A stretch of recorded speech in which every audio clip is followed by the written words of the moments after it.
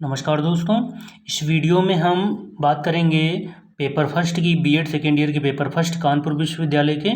तो आइए आज के जितने भी इम्पोर्टेंट क्वेश्चन हैं पेपर फर्स्ट से वो हम देखते हैं। तो हमारा पहला क्वेश्चन है, ये ऑब्जेक्टिव टाइप्स क्वेश्चंस हैं जो बहुत इंपॉर्टेंट हैं, आपको ये पता होने चाहिए। फर्स्ट क्वेश्चन है, बनारस संस्कृत कॉलेज की स्थापना किसने की थी? तो हमने हाईलाइट कर रखा है पहले से, तो आपको ये आंसर पता होना चाहिए। 4 ऑप्शन दिए हैं जिसमें से Lord Minto, Warren Hasting, Jonathan Duncan और लॉर्ड वेलेस्ले। तो इसमें ऑप्शन नंबर जो सी है यानी कि गाह जोनाथन डंकन, ये राइट आंसर है। तो बनारस संस्कृत कॉलेज की स्थापना जोनाथन डंकन ने की थी, ये राइट आंसर है। सेकंड है, सर्व शिक्षा अभियान कब आरंभ हुआ था? तो सर्व शिक्षा अभियान 2001 सन 2001 को सर्व शिक्षा अभियान आरंभ हुआ था। और नेक्स्ट क्वेश्चन है, राष्ट्रीय माध्यमिक शिक्षा अभियान किस वर्ष आरंभ हुआ था? तो राष्ट्रीय माध्यमिक शिक्षा अभियान सन 2009 को आरंभ किया गया था। ये आपको पता होना चाहिए कि राष्ट्रीय माध्यमिक शिक्षा अभियान किस वर्ष आरंभ हुआ था। ये 2009 को। ये बहुत इंपॉर्टेंट क्वेश्चन हैं, आपको ये सब नोट कर लेना चाहिए और ये अब क्वेश्चन पूछे जाने की बहुत संभावना है। नेक्स्ट क्वेश्चन है कि संविधान के किस अनुच्छेद में 6 से 14 वर्ष के बच्चों के लिए निःशुल्क एवं अनिवार्य शिक्षा की बात कही गई है? तो अनुच्छेद 45 में, यानी कि जो हमारा नीति निदेशक तत्व है उसमें जो अनुच्छेद 45 है उसके अंतर्गत 6 से 14 वर्ष के बच्चों के लिए निःशुल्क एवं अनिवार्य शिक्षा की बात कही गई है। ये बहुत इंपॉर्टेंट है। नेक्स्ट क्वेश्चन है, राष्ट्रीय अध्यापक शिक्षा परिषद की स्थापना कब हुई थी? तो राष्ट्रीय अध्यापक शिक्षा परिषद की स्थापना 1981 में की गई थी। तो 1981 में राष्ट्रीय अध्यापक शिक्षा परिषद की स्थापना की गई थी। नेक्स्ट क्वेश्चन है, डी स्कूलिंग सोसाइटी किसने लिखी? डी स्कूलिंग सोसाइटी पुस्तक है, इसको किसने लिखा है? तो इवान एलिच ने डी स्कूलिंग सोसाइटी पुस्तक लिखी है। नेक्स्ट क्वेश्चन देखते हैं, अगला है, सन 1902 में भारत में कितने विश्वविद्यालय थे? तो 1902 में भारत में सिर्फ 4 विश्वविद्यालय थे। तो आप ये कमेंट करके बताइए कि वो 4 विश्वविद्यालय कौन कौन से थे, हमें कमेंट में आप इसका आंसर दीजिए। नेक्स्ट क्वेश्चन देखते हैं, क्वेश्चन नंबर नेक्स्ट है, मारवाड़ी शिक्षा परिषद की सिल्वर जुबली कहाँ पर मनाई गई थी? मारवाड़ी शिक्षा परिषद की सिल्वर जुबली कहाँ मनाई गई थी? तो ये वर्धा जो है महाराष्ट्र में है, वहाँ पर ये मनाई गई थी। वर्धा एक स्थान है। अगला है, किस आयोग ने माध्यमिक शिक्षा बोर्ड की स्थापना का सुझाव दिया था? किस आयोग ने दिया था? तो माध्यमिक शिक्षा आयोग ने माध्यमिक शिक्षा बोर्ड की स्थापना का सुझाव दिया था। ये राइट आंसर है। नेक्स्ट क्वेश्चन है, मैकाले की नियुक्ति परिषद में किस पद पर हुई थी? मैकाले की नियुक्ति परिषद में किस पद पर हुई थी? तो शिक्षा सलाहकार के पद के रूप में। तभी मैंने लॉर्ड मैकाले ने अंग्रेजी शिक्षा को अनिवार्य बनाया भारत में, शिक्षा सलाहकार के रूप में इसकी नियुक्ति की गई थी। किस आयोग ने सामाजिक शिक्षा का नाम पुनः प्रौढ़ शिक्षा किया? किस आयोग ने सामाजिक शिक्षा का नाम पुनः प्रौढ़ शिक्षा किया? तो कोठारी आयोग जो 1961 में जिसका गठन हुआ था कोठारी आयोग का, उसने पुनः प्रौढ़ शिक्षा यानी कि सामाजिक शिक्षा का नाम पुनः प्रौढ़ शिक्षा कर दिया था।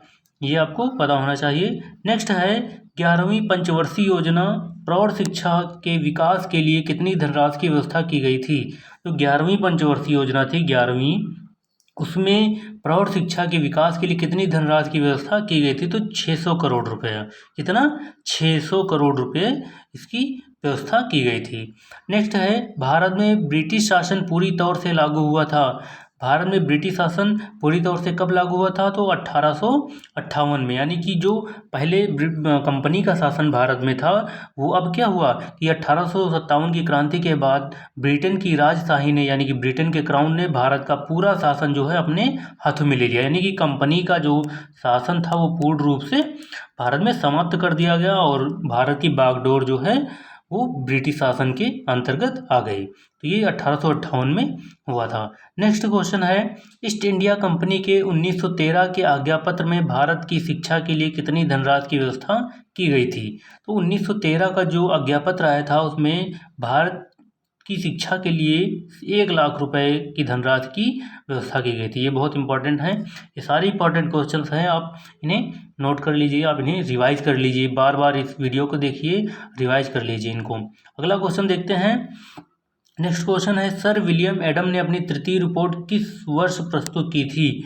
तो बहुत इंपॉर्टेंट है, पहला कब की थी?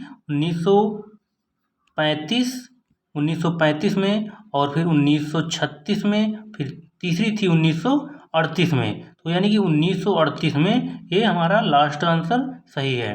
तो 1938 में एडम्स ने 3 रिपोर्ट प्रस्तुत की थी। पहला था 1935, दूसरा था 1935 और 1936 और 1938 में। तो 3 रिपोर्ट प्रस्तुत की एडम्स ने। तो इसका हमारा 1838 आ जाएगा, 1838 सॉरी।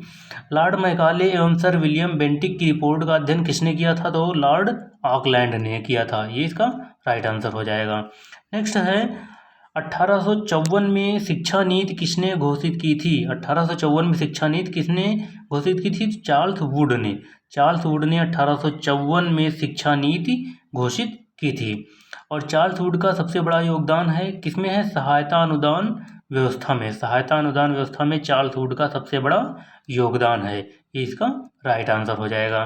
नेक्स्ट क्वेश्चन है, हंटर आयोग का गठन कब किया गया था?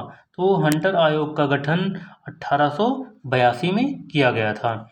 और सन 1880 में किसे भारत का गवर्नर जनरल एवं वायसराय नियुक्त किया गया था? तो लॉर्ड रिपन।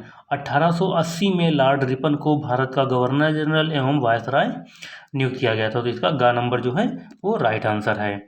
नेक्स्ट है, शिमला शिक्षा सम्मेलन 1901 कितने दिनों तक चला था? तो शिमला शिक्षा सम्मेलन 1901 जो है 15 दिनों तक चला था। ये शिमला में हुआ था।